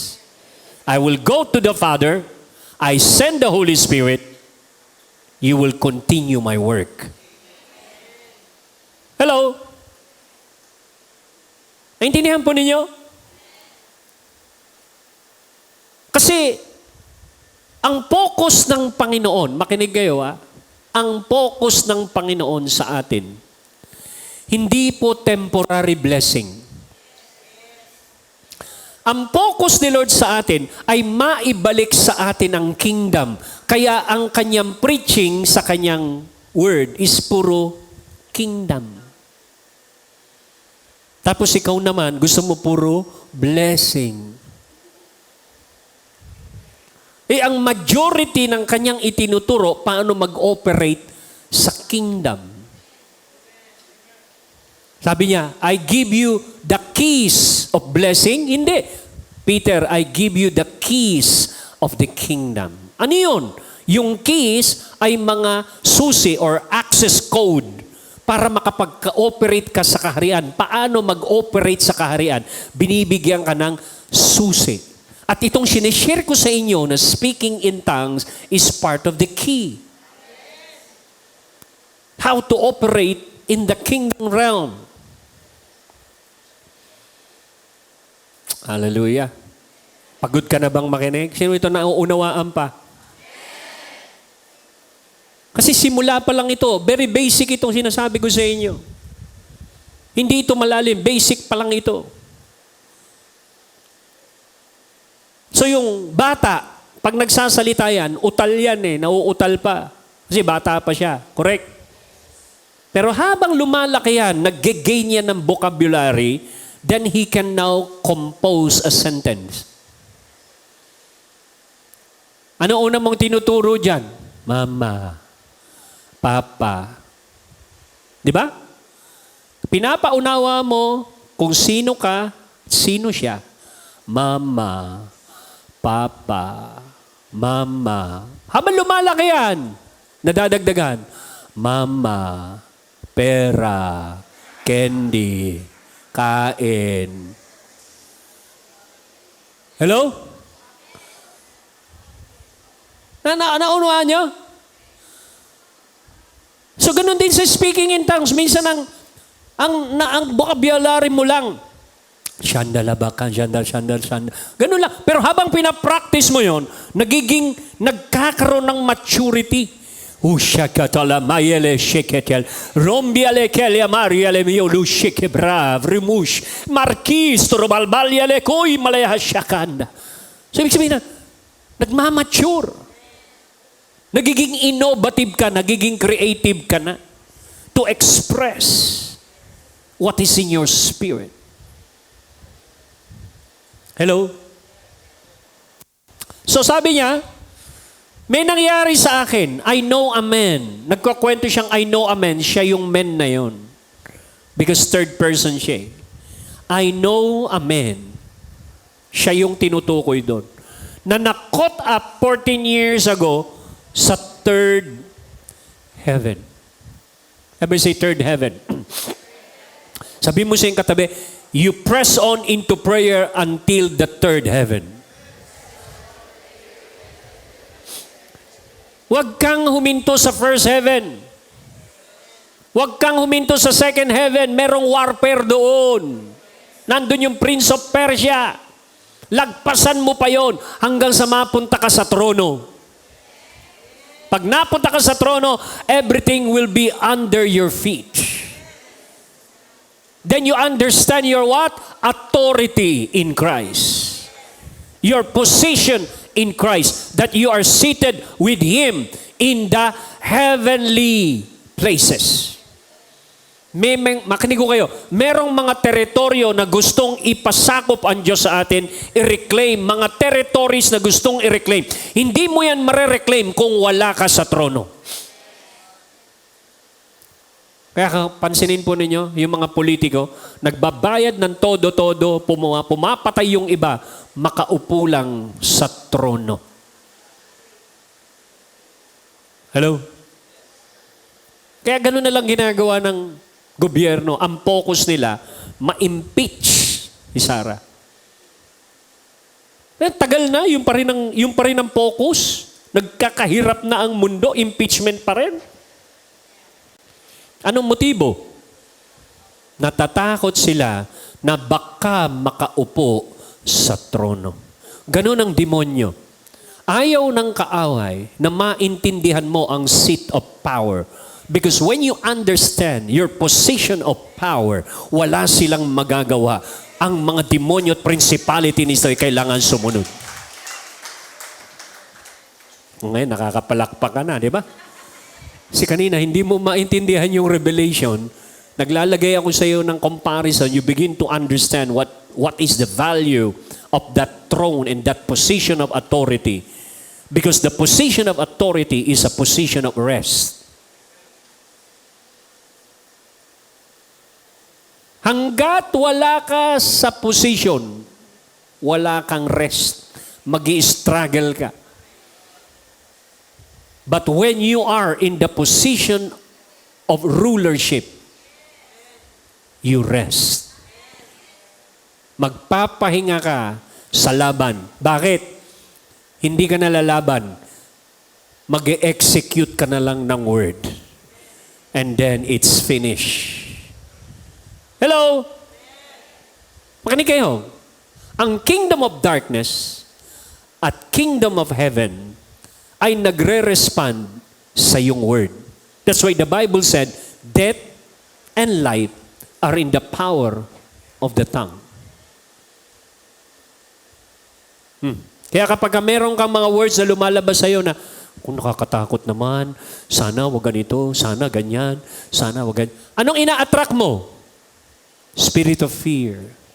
Mga tao, magle-levitate yung darkness kasi nagre-respond sila sa yung takot. Hello? Pero sa kabila ng mga sitwasyon, pinili mong magpuri, magsamamba, katulad nila Paul and Silas. Nandun sila sa kulungan. Hindi sila nagsisihan, walang sinisisi, hindi niya sinisisi ang Diyos, hindi niya sinabing, Lord, nagpipris na nga kami. Ganito pa ang nangyayari sa amin. Bakit naman ganito? Ang hirap naman maglingkod sa iyo. Hinahagupit kami, kinukulong kami. Ano ba naman ito? Wala kayong narinig na ganun. Ang ginawa nila Paul and Silas, puri. Habang sila ay sumasamba, nag-respond ang langit sa mga words na lumalabas sa kanila. nagkaroon ng matinding lindol. Ang mga tanikala naglaglagan. Ang mga kulungan nagbukasan. See, when you learn how to release words with authority into the throne, the heaven responds. Hallelujah. Ito maraming naunawaan na ngayon. So, what are the benefits of praying in tongues? Bago tayo pumunta sa actual tongue. 100 po yan, kaya lang baka hindi ko matapos yung benefits na yan. Bibigyan ko lang siguro kayo ng mga 30. Tapos mag-actual po tayo, magpe-pray po tayo. Magkakaroon po tayo ng Holy Spirit baptism and activation. Doon sa mga nagtatangs na, palakasin nyo yan. I-develop ninyo yan bago tayo mag-lunch. Lahat ng hindi nag-speaking in tongues ngayon, uuwi kayo na nag-speaking in tongues. Gusto ba ninyo yun? Okay, doon sa mga nag-speaking in tongues, uuwi kayo na merong panibagong revelation ng pagpapahalaga to exercise that every day in your private life. Okay, number 1, benefits. 5 na kaagad, oh. 5 na kaagad. Tongues is the entrance into the supernatural. Pag nagsimula kang mag-tongues, ini-introduce ka na nito sa spiritual awareness and supernatural realm.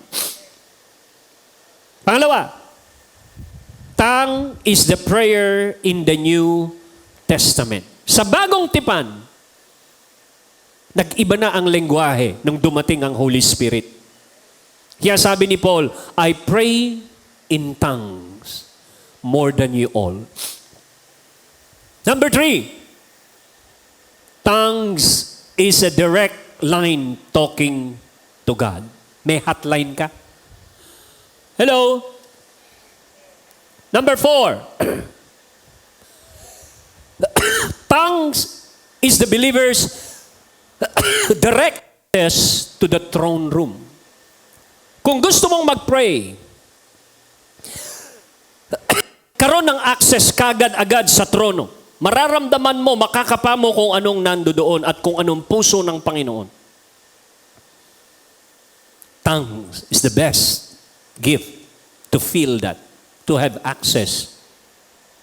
Number 5, tongue is speaking divine mystery or divine coded secret. Naalala ninyo? Lahat ng nasa bag, hindi mo alam. Pero pagka nag-tongues ka na, pinapakapa ng Diyos sa'yo kung ano ang nandun. At kung ano ang makapa mo at na-declare mo, magmamanifest sa physical realm. Yung iba, hindi na masaya eh. Hallelujah. Alam niyo, isang araw, galing ako sa prayer meeting. Diyan, sa Pugadlawin. Tawag diyan, Royal Priesthood.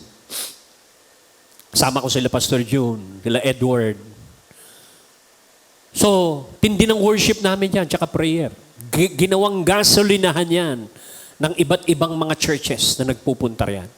Nagpapagasolina sila sa anointing. Nung nakauwi na ako, nagtatangs pa rin ako, nagpe-pray ako. Nakasabit na ako sa jeep kasi minsan ang hirap pumunta dyan, papuntang Santa Cruz punuan. Sakayan dyan sa may Balintawak, Muñoz. Papuntang Blumentritt, papuntang Santa Cruz. Nakasabit ako kasi gagabihin ako Kasabit ako. Bible ko nakaganyan. Kasabit ako. Ikipag-commune ako kay Lord. Pe-pray ako. Sabi ko, Lord, ang hirap umuo ka agad sa imbitasyon kasi wala akong sasakyan. Pwede bang makahingi ng Nag-declare ako sasakyan. Specifically, jeep, yung owner type, galing Cavite. Alam niyo nangyari? Ramdam ko, sa spirit ko, nakapa ako. Ibinigay na. tuwan-tuwa ako. Lord, salamat sa jeep. Nagpapasalamat na ako noon. Actually, nagpatotoo pa ako. Mga kapatid, kinig kayo, may patotoo ko sa inyo. Binigyan ako ni Lord ng jeep. Wala pa sa physical. Dineclare ko, binigyan ako ni Lord ng jeep. Yung iba hindi naniniwala. After 1 month, may tumawag sa akin. Ner, taka rito. Las Piñas. Bakit po? Kunin mo tong 80,000, pambili mo ng jeep.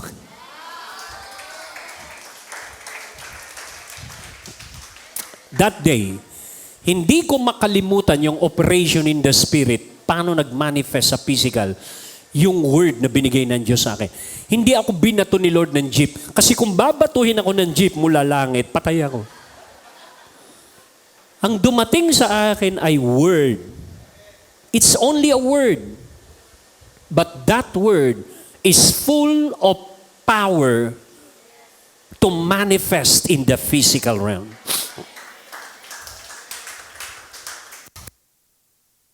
Naiintindihan na. Yung ibang umingiti na. Lakas na ng ngiti. Uy! Yung pala yun. Ngayon, alam ko na. See that? Kasi pag nalaman mo itong dynamic na ito ng creation, you enter into His rest. Bakit His rest? Kasi mula unang araw, pangalawang araw, pangatlong araw, 4 na araw, 5 araw, 6 na araw, nagtatrabaho si Lord. Correct? Ano yung trinabaho niya? Bago ka pa ipanganak, hinanda niya ng lahat ng kakailanganin mo. Kailangan mo ng araw, gumawa siya ng araw. Kailangan mo ng buwan sa gabi, gumawa siya. Kailangan mo ng pagkain, nagpatubo ng halaman. Kailangan mo ng oxygen, ito, bibigay ng halaman. So, lahat yun. Kailangan mo ng gatas, kailangan mo ng meat, ito. Kailangan mo ng, lahat. Kailangan mo ng, hello? So, lahat ng kakailanganin mo, trinabaho na mo. Mula ipanganak ka hanggang sa ilagay ka sa kabaong. Provided ang kabaong. Hello? Sabihin, yun yung tinatawag niyang rest. Nagpahinga siya kasi hindi siya napagod. Nagpahinga siya dahil tinapos niya na yung dapat tapusin. Yun yung sinasabi sa Hebrew na I promise they will never enter into my rest. Not your rest, my rest. The rest of God. Yun yung promised land.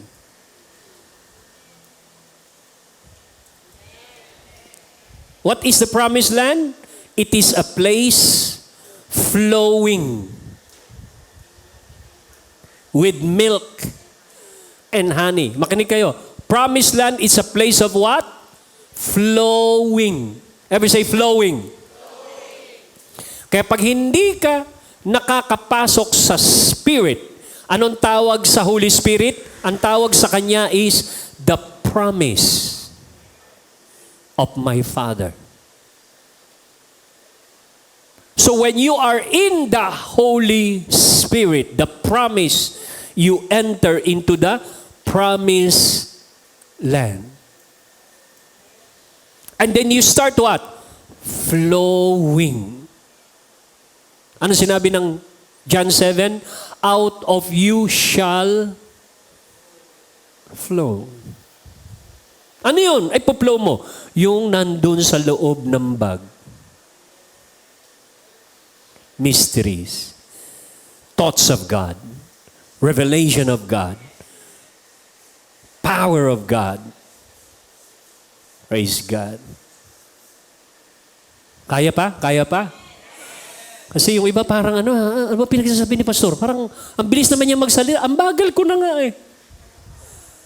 Ang mabagal yung calculative mind mo. Kasi itong sinasabi ko sa'yo is to be received by your spirit. Kaso, nasanay ka na laging ipinapaliwanag sa utak mo. Hindi nasanay yung spirit mo na tumanggap. Yung utak mo ang tumatanggap. Kaya pag hindi naintindihan ng utak mo, ang hirap mag-amen. Diba? So, hinanda na ni Lord ang lahat. Ang tawag niya doon, rest. Gaantay na lang siya. Papanganakan lang, uupo na lang siya. Lahat ng kakailanganin mo, handa na, tapos na, nakaupo siya. That's rest. Hello? So hanggat wala kang access doon sa kanyang rest, struggle tayo. Hanggat wala kang revelation kung ano na ang kanyang inihanda para sa'yo, struggle tayo. Hello? Si Noah, kinalugdan ng Diyos. Tama? Merong baha na parating. Dahil i-judge niya ang tao dahil sa kasalanan. Anong sinabi niya kay Noah? Noah, may darating na baha. Alam niyo yung salitang baha, wala yan, hindi uso yan sa panahon nila. Kahit yung salitang ulan, kasi hindi umuulan nun. Anong ulan? Hindi makaka-relate yung tao sa kanya.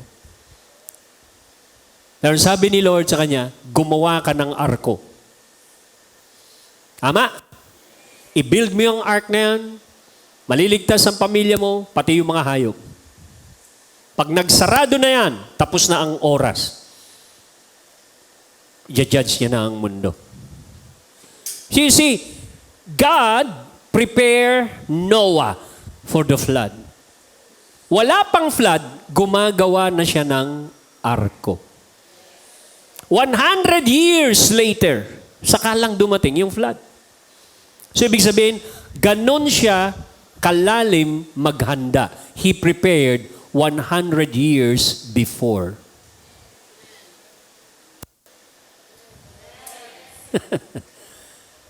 Yung rapture, nakahanda na yun. Sinabi ni Lord yan, babalik ako. John 14, correct? 2026. 2026 na ngayon. Yung iba, hindi na nga naniniwala na merong rapture. Sa sobrang tagal. Sino naniniwala sa rapture? Kala ko hindi na kayo naniniwala sa rapture. Maraming churches nga hindi na naniniwala sa rapture. Dadaan daw tayo sa matinding Great Tribulation. Hindi ho ganun ang sinasabi ng Bible. Ang totoo nun, may rapture.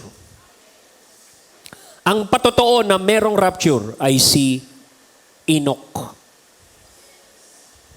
Ang unang tao na na-rapture ay si Enoch. Ano yung Great Tribulation? Baha ni Noah. Global flood. 2,000 years later, dumating ang pangalawang na-rapture. Si Elijah. Kinuha ng chariot, naiwan si Elisha. Tama? Mula kay Elijah hanggang kay Jesus, almost 2,000 years. Umakyat Jesus, nag-resurrect and then ascended. Naiwan ng church. Mula Acts chapter 2 hanggang noon, it's almost 2,000 already. 2026 na nga tayo. Lagpas na. So ano yung sequence? Panahon ni Elijah, ni Makyat, naiwan si Noah. 2,000 years later, makyat si si Elijah, iwan si Elisha. Another 2,000, makyat si Jesus, naiwan ang church. Anong susunod na sequence? Kailangan merong umakyat. Yun yung rapture of the church. Panahon na yun. Pagkatapos nating umakyat, nandun tayo sa alapaap, bibigyan tayo ng crowning ceremony, bibigyan ka ng reward sa Bema Judgment. After 7 years, bababa tayo. Yun yung huling baba. The second coming of Christ kasama ng mga na-rapture. So, complete. Nasa hindi tayo forever sa langit. Sa baba tayo magro-rule for 1,000 years reign with Christ. Magsisimula yon sa second coming. Isi-set up natin yung kingdom sa Jerusalem. Yun ang tunay na worldwide peace for 1,000 years. After 1,000 years, God will judge the nation. Meron pang huling judgment, which is the judgment of white judgment. The white throne judgment, lahat ng pipila doon, patutunayan ni Lord na nireject mo siya. Lahat ng pipila doon, papuntang impyerno. Yung pila natin, sa langit, Bema Judgment. Walang dapat pipila doon. Pagkatapos silang ma-judge, si Satanas ay ikukulong na forever sa lake of fire. Correct? Kasi pakakawalan pa siya eh. Tapos mandadaya uli hanggang final na yung Great White Throne. After nun, makikita na natin, bumababa na yung new heaven papunta sa earth. And the two shall become one. Heaven and earth become one. Mangyayari na uli yung nakalagay sa Book of Genesis, and God created the heaven and the earth. Magkasama. Saka palang magsisimula ang eternity. Naintindihan ninyo? So, nasan pa lang tayo? 2020. Nasa 2026 pa lang tayo. Maghanda. Mag-prepare. Amen? Sabi ni Lord, ang manatiling tapat sa maliliit na ito, sabi dahil nanatili kang tapat, the parable of the talents, I will give 5 cities to rule. It's talking about what? The millennium. You will rule with Christ for 1,000 years. Sino ito gusto maghari kasama ni Kristo? Sabi mo sa iyong katabi, pagbutihin mo ngayon. Okay. Siguro hanggang 10 lang. 10 lang. And then, magsisimula na po tayo. Tongues is drawing secrets to life's complicated issues. Kaya kapag meron po tayong complicated issues, you begin to pray in tongues. Nare-reveal niya ang alin? Secret. The code. Verse 7. Tongues is prophesying your God-ordained future. Kapag nagtatangs ka pala, ang dinidiscuss ng spirit mo ay ang iyong kinabukasan. Your ordained future. Ang sinasabi ng spirit mo, dinidiscuss mo sa kanya, ay kung ano ang inihanda ng Diyos sa'yo. Number 8, tongue is praying out God's plan for your life. Kaya pag nagtatangs ka sa spirit realm, sinasabi mo kay Lord, Lord, ano bang plano mo sa akin? Number 9, tongue is knowledge, counsel, and secret withhold from the wicked. Yung hindi ma-access ng mga wicked, ma-access mo. Yung knowledge, yung counsel ni Lord, yung secret niya. And lastly, tongue is the entrance into the realm of the Spirit or the miraculous zone. Pumapasok ka sa miraculous zone. Hello? Okay, dyan po muna tayo magtatapos. Kasi ang haba po niyan. 100 yan, grabe. Sino rito maraming naintindihan ngayon?